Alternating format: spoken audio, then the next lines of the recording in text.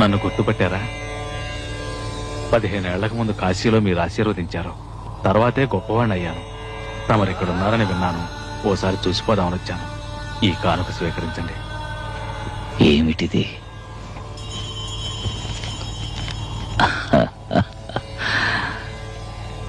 దీనివల్ల ఈ జడానికి ఏం ఉపయోగం? సర్వం తెలిసిన మీకు నేను చెప్పాలా? ఈ లోకంలో ధనం లేకుండా జీవించడం కష్టం అండి. ధనం మూలం ఇదం జగత్తు కదా. ఇప్పుడు నీకేం కావాలి?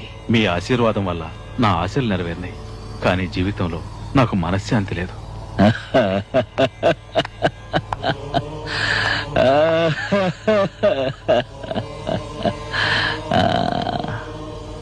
ధనమూలమిదం జగత్తని ఇందాకేగా అన్నావు.